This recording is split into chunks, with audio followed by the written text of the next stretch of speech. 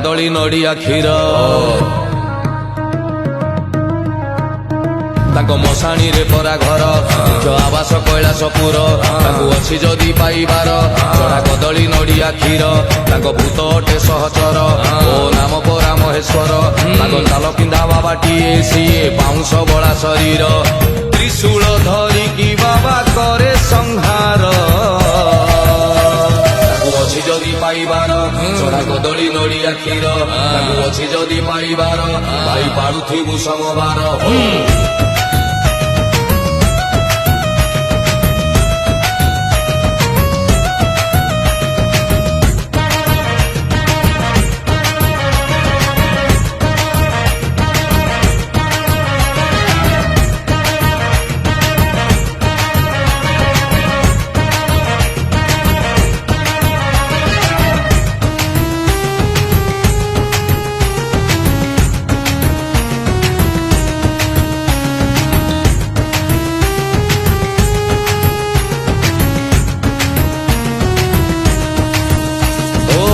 पार्वती पति CA Ganesh father